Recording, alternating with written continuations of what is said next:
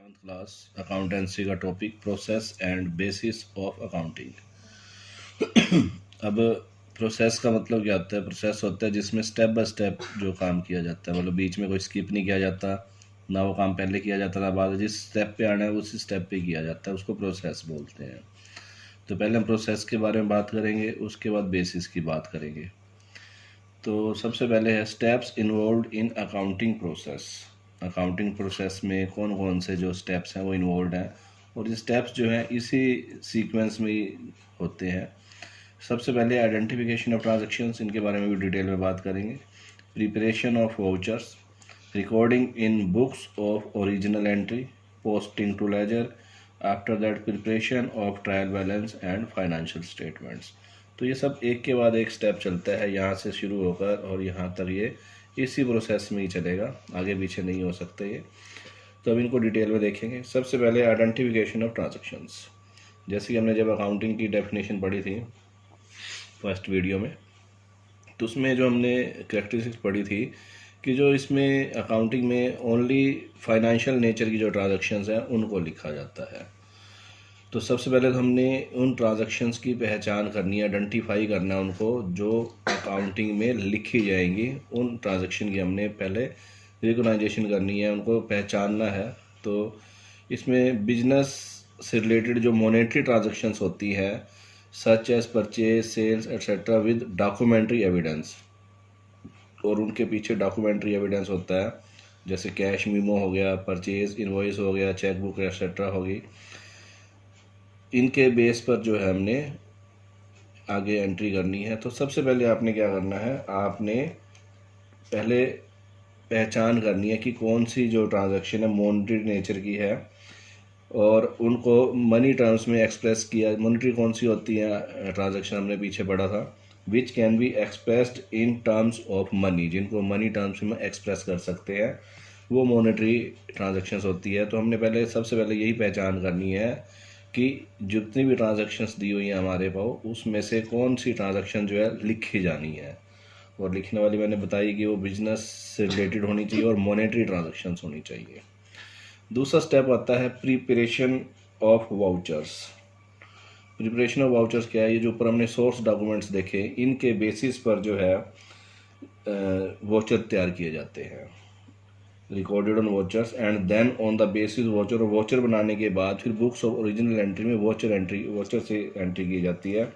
और ये हर फर्म के लिए अलग से छपवाए जाते हैं वाउचर्स, जो है अपनी सुविधा के अनुसार उनके अपने नाम से ये छपे होते हैं, और ये एक तरह का प्रूफ के तौर पर भी काम करते हैं। Vouchers are printed separately for all the firms in their own names. Vouchers are arranged in chronological क्या होता है? Date wise order, and serially number, उन पर सीरियल नंबर लगाया जाता है। Are kept in separate file, इनको प्रूफ के तौर पर सेपरेट फाइल में रखा जाता है। तो दूसरे स्टेप पर था आपका प्रिपरेशन ऑफ वाउचर। पहले भी क्या था? आइडेंटिफाई करना है उन ट्रांजैक्शन के जो सोर्स डॉक्यूमेंट है, उनके बेस पर आपने वाउचर्स तैयार करना है। अब आगे आपने इन वाउचर्स के बेस पर बुक्स ऑफ ओरिजिनल एंट्री में एंट्री करनी है। बुक्स ऑफ ओरिजिनल एंट्री क्या होती है?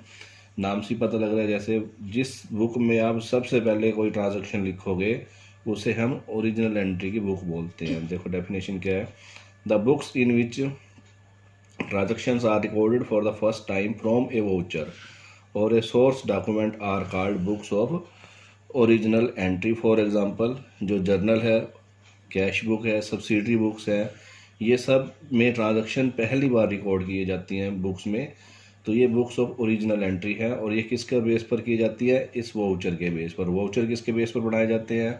आइडेंटिफाई करने के बाद सोर्स डॉक्यूमेंट के बेस पर वाउचर के बेस पर और जर्नल एंट्री की जाती है ओरिजिनल बुक्स में।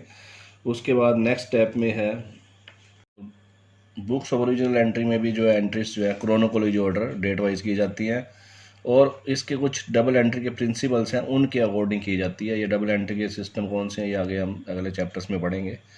उसके बाद इस जर्नल के बेस पर आपने पोस्टिंग टू लेजर करनी है, ये समराइजिंग का स्टेप है, समराइज हो जाते हैं। The next step in the accounting process is to transfer all entries recorded in journal और subsidiary books to respective accounts in journal in ledger आएगा, यहाँ पे इन लेजर है, this is called classification process.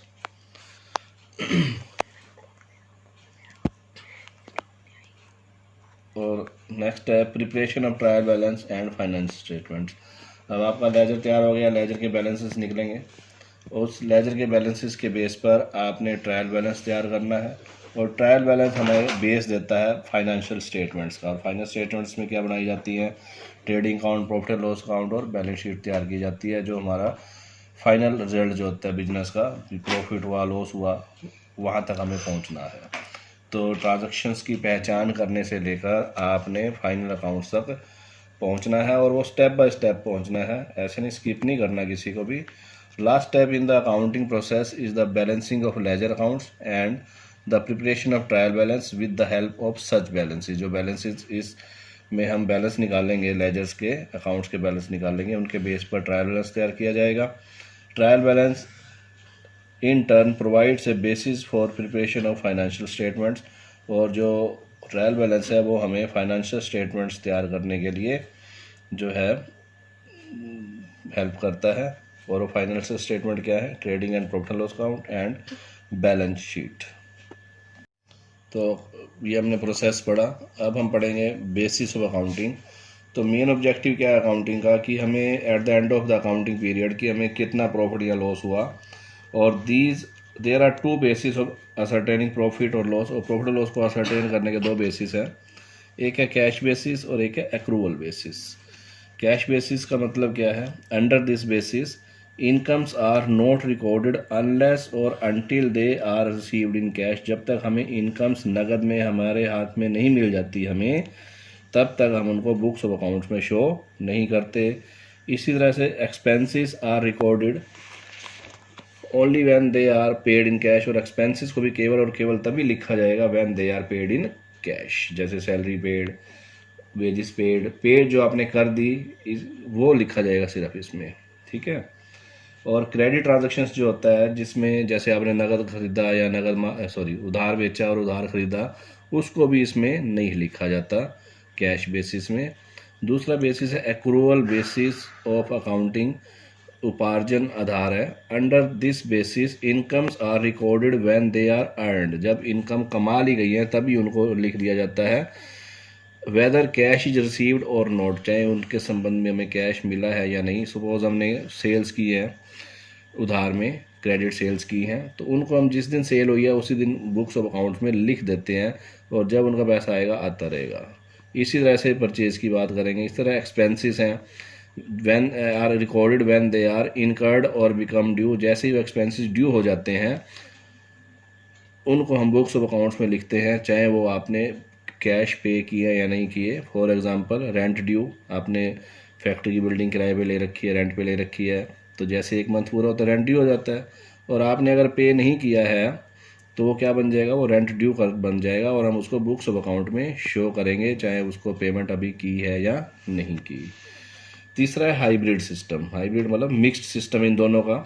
इसमें क्या है, revenue and assets are recorded on cash basis. जो revenue है, इनकम्स हैं और एसेट्स हैं, उनको तो कैश बेसिस पे लिखते हैं। और जो एक्सपेंसेस और लायबिलिटीज़ हैं are recorded on accrual basis. तो ये हाइब्रिड सिस्टम है। तो ये मेन हमारे दो ही सिस्टम है अकाउंटिंग के, कैश बेसिस और एक्रूवल बेसिस। तीसरा एक हाइब्रिड जो है, मिक्स, इन दोनों का मिक्सचर ही है वो। तो इनको आपने अच्छे से स्टडी करना है। रेफरेंस है DK गोयल का। और कोई भी समस्या हो तो कमेंट बॉक्स में कमेंट करें, और वीडियो को लाइक, सब्सक्राइब और शेयर करें।